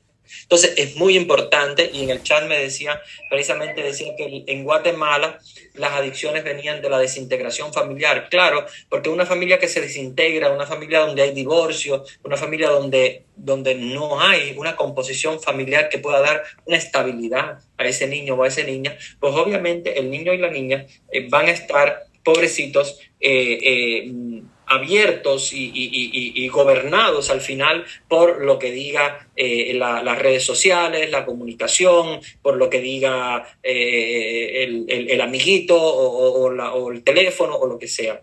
Y aquí tenemos que volver de nuevo a la educación en la casa. Yo creo que el COVID ayudó un poco a eso porque obviamente los niños se quedaron en la casa. Claro, esto no es lo ideal es que los niños socialicen y salgan también de la casa porque es complicado, obviamente, tenerlos en la casa tanto tiempo y no es saludable para ellos. Pero nos ayudó a darnos cuenta que los principales maestros y los principales educadores son los padres y a darse cuenta de que tienen un trabajo muy, muy grande que hacer con los niños. Dice Lupita también sobre el COVID, que la escuela se volvió virtual y obviamente el volverse virtual, por una parte es positivo, por otra parte es negativo. A mí no me gusta la educación virtual, no me gusta porque el niño necesita contactar con otros niños, no puede estar siempre con adultos o con sus hermanos o con gente en la casa porque ya está 24 horas allí y eso no es positivo. Es positivo ir a la escuela, buscar otro ambiente, jugar, correr, etcétera. Pero, por otra parte, fue positivo porque nos ayudó a entender que la educación parte desde la casa y es la casa la que tiene esa labor tan importante y fundamental. El problema empieza en la familia, especialmente en las familias disfuncionales. Sí, ese otro mensaje del chat es importante. Las familias disfuncionales lamentablemente son las que más están teniendo problemas a nivel general de todas las problemáticas infantiles. Fíjense que los divorcios son los que crean la mayor cantidad de niños con traumas, con problemas, con adicciones, etc. Pero hay momentos que obviamente no podemos arreglar la situación y las familias tienen que romperse o se vuelven disfuncionales. Lo importante es que a pesar de eso logremos darle al niño un ambiente que sea funcional, que sea cálido, que sea importante y educativo. Por ejemplo, no sé, hay mamás que pierden al esposo y el esposo se les va y entonces ellas no pueden tirarse a llorar y a decir, bueno, pues ya se fue, se embromó la familia, se fue todo y no. Vamos a educar a los niños con las familias sustitutas. ¿Y cuáles son las familias sustitutas? Pues hay abuelos, hay tíos, hay hermanos, lograr recomponernos, ¿verdad? Como familia, para que si una familia de alguna manera se ha roto, pues logre ser, a pesar de que esté rota, sea lo más funcional posible. Cuando no se puede resolver, obviamente, la rotura de la familia, porque a veces hay situaciones en las cuales se va un papá. Si ustedes ven, y lo que decía Marcelo sobre el narcotráfico, si ustedes ven las mismas series que hacen, novelas, películas sobre el narcotráfico, ustedes verán que las familias de estas personas son familias disfuncionales. Y son familias disfuncionales en muchos sentidos. A veces no son familias rotas, a veces incluso son papá presente, mamá presente, pero son disfuncionales porque el modo de educar a los hijos es un modo sumamente disfuncional y peligroso incluso, porque logra crear personalidades psicopáticas, porque le inculcan a los hijos la necesidad, por ejemplo, de sostener a la familia. No sé, se va el papá y le dicen a los muchachos, bueno, no hay comida, hay que salir a trabajar, lo que sea y tal, y esta gente inventa lo que inventa, los pobrecitos, y se convierten después en futuros narcotraficantes, porque se les inyecta en la mente muchas veces el sentido de que son responsables de la comida que tienen que traer a la casa, etcétera, y ellos se consideran responsables. Y lo que decías, Marcelo, de evangelización, ahí es donde está el punto, y muchas veces la evangelización ha sido una evangelización sumamente equivocada, porque si ustedes se van a ver, todos los grandes narcotraficantes son supercatólicos, pero obviamente católicos a su manera. Es una evangelización completamente equivocada y una evangelización completamente disfuncional. Pero la mayoría te dice, no, yo sí, bautizados a toda la familia, súper católico, incluso la herejía más grande, que es rezar antes de matar. Y así hacían la mayoría de los grandes narcotraficantes ¿verdad? Y sus camarillas, que rezaban incluso antes de matar a una persona. Y iban incluso a la iglesia para encomendarse cuando tenían que matar a una persona. Entonces, hemos tenido en América Latina una evangelización muy, digamos, mal hecha. Tenemos que, por eso, que volver a la nueva evangelización que nos decía el Papa Juan Pablo II, volver a evangelizar. La nueva evangelización es volver a evangelizar, pero evangelizar con el Evangelio de Cristo, no evangelizar con una creencia o una doctrina, que es lo que simplemente tienen muchas personas que se dicen católicas. Y como les digo, hay muchos grandes capos narcotraficantes, incluso también políticos, que se dicen católicos, pero es una evangelización completamente equivocada, una evangelización completamente que ha hecho un daño muy grande. Casi es mejor que esta gente sean ateas. Yo prefiero que estas personas sean ateas y que no digan que son católicas, porque realmente nos dan a nosotros una vergüenza muy grande de haber evangelizado a personas que al final se han convertido en ser la podredumbre de la sociedad. Pero bueno, lo que les quería decir es evangelizar en las familias. Evangelizar en las familias. Último, padre. Sí, Marcelo, rapidito, porque si no, no le damos opción también a otros para hablar. Voy casa por casa evangelizando. Casa por casa. Incluso ahora el obispo va a salir con nosotros. El obispo yo estoy trabajando junto con el obispo. Casa por casa. Y la gente nos está esperando. Y espera la palabra de Dios en esperanza, desde la palabra de Dios, con la Biblia. Se van los hermanos separados, le leen 2 citas y se los llevan a la iglesia evangélica.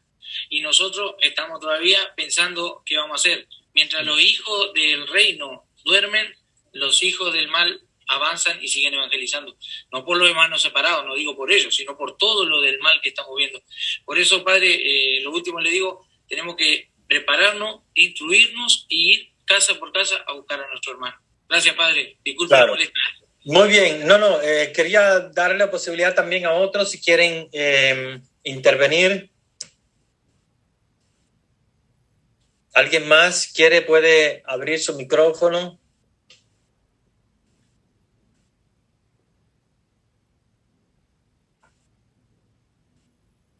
Pueden hacer alguna pregunta o alguna intervención sobre lo que hemos hablado o sobre algún tema de lo que yo hablé que les haya llamado la atención.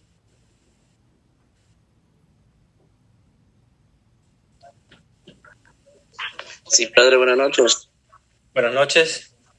Les saludo de Guatemala. Solamente para comentar que el tema está muy excelente y la verdad es que nosotros como cristianos tenemos que poner nuestro granito de arena para poder coadyuvar a las familias que caen en adicciones, especialmente aquí en Guatemala con relación a las maras que reclutan a los jóvenes que están en hogares desintegrados. Incluso mandé un mensaje ahí que era una de las raíces de las adicciones que caían los jóvenes, porque ellos aprovechan para reclutar a esos jóvenes y poderlos meter al consumo de drogas y otras actividades ilícitas. Ojalá que nosotros como cristianos les podamos asimilar este tema tan importante y poder ayudar así a las familias desintegradas o a jóvenes que viven en desintegración. Muchísimas gracias, padre, y feliz noche. Gracias por tu intervención. Sí, he visto muchas noticias incluso de Guatemala. Lamentablemente en Centroamérica, bueno, y también Sudamérica, pero he visto muchas noticias sobre estas maras y claro, obviamente unas luchan contra las otras y muchas muertes juveniles hay. Muchas muertes juveniles en Guatemala, producto precisamente a estas maras que van luchando unas con las otras por el control de una zona o de un territorio, y obviamente pierden la vida muchos jóvenes, y a pesar de eso pues también muchos se pierden en lo que les proponen, porque les proponen tener mucho dinero, les proponen tener un trabajo, y el trabajo es precisamente ¿verdad? Ese trabajo ilícito que después provoca un malestar y una ruptura muy grande en la sociedad, porque la sociedad al final es la que sufre de todo eso. Y sí, lamentablemente eso es una herida tan grande que ni siquiera a veces los propios gobiernos logran controlar, porque a veces hay lugares donde ni siquiera la policía puede entrar. Ahí yo creo que nada más podemos entrar con el Evangelio, con nuestra oración, para poder convertir a todos esos jóvenes que se han entregado a esa actividad ilícita.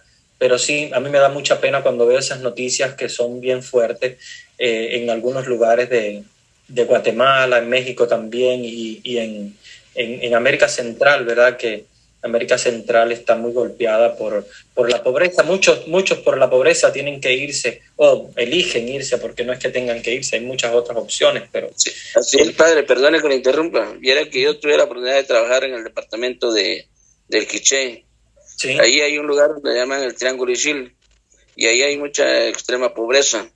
Entonces los jóvenes, señoritas de ambos sexos, emigran a la ciudad capital, supuestamente a vender dulces, a vender golosinas, otras actividades, pero estos jóvenes que los aprovechan los que están reclutando jóvenes para las clicas o para vender droga a otras personas que se dedican al narcotráfico, los reclutan y ya los inducen a tener otras adicciones. Vienen estos y vuelven a su lugar de origen, ya también con esas costumbres o con lo que aprendieron, a ponerlo en práctica en el lugar. Entonces siempre se hace más difícil, que se va propagando cada día más esta situación de las adicciones por la extrema pobreza en Guatemala. Sí, efectivamente, cierto. La pobreza es la causa de todo, y el mal de la sociedad es causa también de la pobreza, porque genera pobreza y genera muchas diferencias a nivel de sociedad que se ven muy claras, y claro, cuando no tienen oportunidades, muchas veces la oportunidad esta la ven ellos muy fácil. Pero hay que educar a los jóvenes y abrir cada vez más posibilidades para el desarrollo de ellos. Hay una pregunta que me hacen muy interesante sobre la hipnosis y la acupuntura para las adicciones. Me preguntan que si es permitido por la fe católica. Sí, absolutamente, claro que sí. La hipnosis, de hecho, yo la uso, no mucho porque ya está en desuso, depende para qué. Hay algunas cosas que sí funcionan, por ejemplo, yo la he usado mucho, es una de las terapias más eficientes para niños, sobre todo en trastornos en niños, por ejemplo, niños anoréxicos, que son los niños que enuresis no es lo mismo que anorexia, son dos cosas diferentes. Enuresis es los niños cuando se hacen pipi en la cama, cuando ya son grandecitos, ya después de los 4 o 5 años, después que ellos ya han controlado sus esfínteres y vuelven a hacerse pipi en la cama, se llama enuresis, que algunos que lo hacen ya de grandecito, ya de 10, 12 años. Esa terapia de hipnosis es muy útil para esos casos, no para todo, pero algunos casos sí, yo la uso, y sí, es muy eficaz. La hipnosis se usa mucho también con algunas adicciones. Yo no la he usado para adicciones, uso otro tipo de terapia, pero se puede usar. Sí, claro que sí, es muy válida la hipnosis, y la acupuntura también. La acupuntura, la hipnosis no es ninguna terapia espiritual, es una terapia científica. Es muy antigua, basada en la psiquiatría, pero del siglo XIX prácticamente, porque es bien antigua, pero es todavía útil porque se usaba, Freud la usó para curar la histeria, pero sí se usa en muchas de las en muchas de los trastornos, y es muy útil, no es nada espiritual, no, eso va al subconsciente.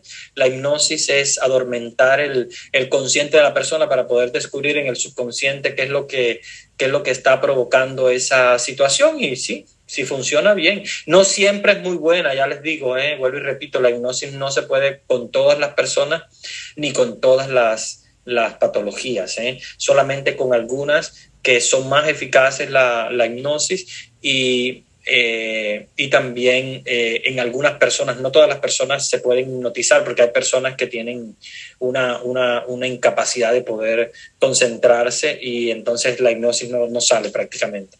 Pero sí es útil. Y la acupuntura, pues sí, depende para qué se use. Hay algunos trabajos científicos, funciona muy bien, por ejemplo, para los trastornos de ansiedad, funciona muy bien para la ansiedad, y como las adicciones tienen también un componente ansiógeno, pues digamos que no es que cura, pero sí ayuda y ayuda bastante, y bueno, pues es algo que se puede utilizar y se puede probar, y dependiendo del que lo usa, si es obviamente una persona con su background en eso y lo usa bien, pues ¿por qué no? Es bastante útil. Otra pregunta que me hacen, ya la adicción al dinero, que también es otra adicción. Esta es otra de las que ya les digo que es que hay muchas. Yo nada más le estaba comentando las más comunes, las que más se habla, pero también está la adicción al dinero, claro que sí. Hay personas muy sumamente apegadas al dinero, y entonces, claro, obviamente hacen unas adicciones al dinero muy interesantes. No es la adicción que le hablaba al juego, porque esa es otra. La adicción al juego no es adicción al dinero, porque la persona no es adicta a acumular dinero, sino al contrario, es adicta a jugarse el dinero. Entonces es más bien una adicción al juego, no tanto al dinero. La adicción al dinero es diferente, no es la adicción al juego, porque el juego es cuando tú empleas el dinero para jugar, y lo que te da satisfacción es el juego, ¿verdad? Y el ganar en el juego y tal. La adicción al dinero es diferente. La adicción al dinero es la persona que quiere acumular, y acumula dinero, y se convierten en unos acumuladores compulsivos. Hay otros acumuladores compulsivos que son interesantes, generalmente viejitos, que van acumulando cositas, que se encuentran un clavito y lo acumulan, un tornillito, y tú dices, pero está lleno de cosas que al final no te van a servir, pero hay gente que sí, que le sirve, y dice, no, pues más adelante tal vez pueda servir, y van acumulando cosas, y tienen cuartos llenos de cosas viejas que no van a eso, pero es ese trastorno de acumulación que muchas veces hay personas que tienen, y van acumulando cosas. Y así mismo se pasa también con el dinero, es una acumulación compulsiva. Generalmente son personas que han vivido en la pobreza. Muchas personas que han vivido en la pobreza, entonces obviamente cuando tienen algún dinerito empiezan a acumularlo,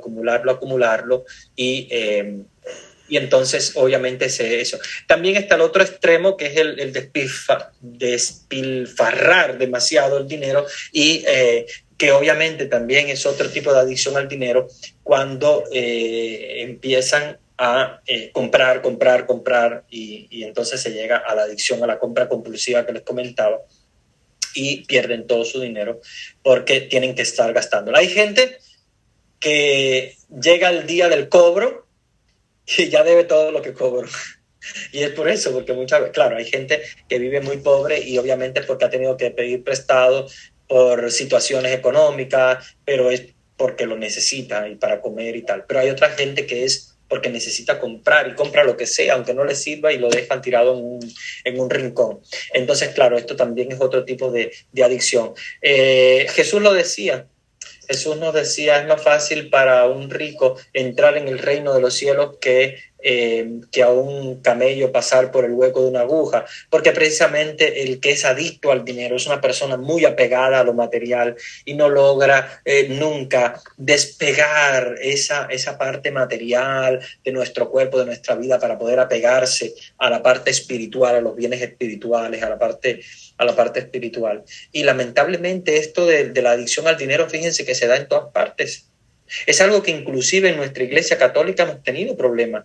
No sé si ustedes lograron, porque claro, gracias a Dios estamos muy lejos del Vaticano en el sentido de que, por el bien y por el mal, porque en el sentido de que se ha dado un escándalo muy fuerte con uno de los cardenales que inclusive yo conocí cuando no era cardenal, cuando era obispo, que ahora mismo hubo un escándalo muy grande porque despilfarró el dinero que la iglesia tenía para mandar a los misioneros, y hay dos misioneros, si mal no recuerdo, creo que son incluso jesuitas, que están detenidos, están siendo presos por los extremistas islámicos, y había que liberarlos, y al parecer era una cantidad muy grande de dinero, no sé, unos millones de dólares, que al final no se usaron para eso, que era algo muy importante, y se usaron para compra de joyas y de otras cosas, y al final este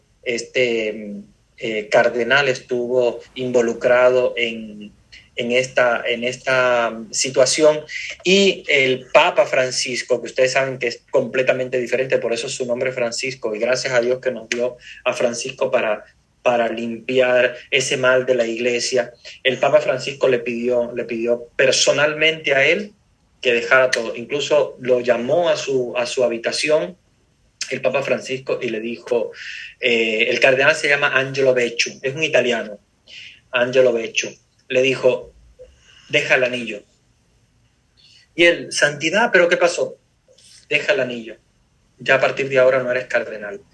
Y está preso en el Vaticano. Ustedes saben que el Vaticano es un país, tiene también sus leyes, y está preso en una de las cárceles del Vaticano. Claro, el Papa el jueves santo de este año, él celebró la misa allí porque quiso lavar los pies de este cardenal. Acuérdense que el Papa Francisco es un hombre muy espiritual, que a pesar de que es fuerte con las leyes y con las cosas, también es un hombre muy humano, y es un hombre muy misericordioso, y él quiso ir a la cárcel donde está recluido Angelo Becciu, antiguo cardenal Angelo Becciu, acuérdense, ya no es cardenal. Hizo precisamente esto como signo de una iglesia que se quiere renovar, que perdona, que reconcilia a los hombres, pero no acepta absolutamente este apego al dinero, y mucho menos este malgastar el dinero que es dedicado para obras de caridad, eran dedicados para los misioneros. Sin embargo, él no, y eso no fueron las únicas cosas que hizo también otras. Desvió dinero que iba para, como él tiene unos hermanos que son hermanos suyos de carne que trabajan en una diócesis, y desvió todo para allá, para sus hermanos, y bueno, una serie de cosas que el Papa Francisco, como ustedes saben, es muy firme con esto, y bueno, intervino, y es sumamente importante para que nos demos cuenta cuánto las adicciones al dinero pueden enfermar a una persona, que puede ser inclusive hasta un cardenal, como les comentaba. Me preguntan también si yo pienso que el yoga es malo, o que el yoga lo condena la Iglesia Católica. El yoga, sin embargo, no es igual que las otras terapias, porque obviamente el yoga sí pertenece a un movimiento espiritual, digamos así, porque no es religión. Ustedes saben que no es religión, ni el budismo, ni el hinduismo. El hinduismo sí, pero el budismo no. Y el yoga no es tan relacionado a una religión. Mi visión con el yoga es que siempre hay que tener como cuidado y hacer la diferencia entre el yoga como ejercicio y el yoga como filosofía, porque acuérdense que van juntos, y hay dos cosas ahí en el yoga. Yo he logrado estudiar bastante sobre esto, y el yoga como ejercicio es, digamos que es igual que cualquier otro tipo de ejercicio. Si uno lo ve como ejercicio, puede ser igual que cualquier tipo de ejercicio, como por ejemplo puede ser como puede ser un ejercicio cardiovascular o lo que sea, como ejercicio de estiramiento, etcétera y tal. Ya cuando ellos hacen lo que es culto, por ejemplo, al sol, etcétera, pues ya ahí sí se desvía un poquito de la religión. Entonces hay que tener siempre en cuenta que hay cosas que son positivas. Incluso se ha usado el yoga dentro de la meditación católica. Uno de los grandes utilizadores de esto ha sido el padre Anthony de Melo, que es un jesuita, que tiene libros escritos, muchísimos libros escritos, es de la India él. Entonces él trata de combinar este mundo yoga de la filosofía hindú, pero no hindú como religión, sino hindú como de la India, con la religión católica. Y él tiene libros escritos sobre la oración de la rana, el canto del pájaro. Tiene escrito un libro que a mí me encanta muchísimo, se llama Autoliberación Interior. Y sí, es un sacerdote jesuita que ha logrado combinar las dos cosas, pero él ha tomado la parte positiva de la meditación yoga, ¿verdad? Como diversificándolo de la religión hindú y colocándola como parte de la meditación católica, y eso obviamente es muy, muy positivo. Lo que es la meditación, la contemplación, que se puede hacer a través de ejercicios yoga, y lo que les decía también de los ejercicios que se hacen yoga, que también pueden ser muy útiles. Pero siempre hay que tratar de poner el filtro, porque acuérdense que va muy ligado ellos a una filosofía. No es tanto una religión, porque ellos no son una religión como tal, pero sí son una filosofía que está ligada a un tipo de religión. Entonces es bueno siempre como tratar de que si tú tienes una formación muy buena, si tienes una formación católica muy buena, si sabes hacer la diferencia, pues genial. Si no lo sabes hacer, yo te diría, ten cuidado, porque podría, podría estarte incluso confundiendo. Pero si eres una persona que tienes una buena formación bíblica, tienes una buena formación católica, sabes poner la línea, genial, porque ya les digo que el padre Anthony de Melo es un sacerdote jesuita y él utiliza mucho el yoga en su meditación. Y yo me he devorado sus libros porque a mí me encantan, porque él es psicólogo también.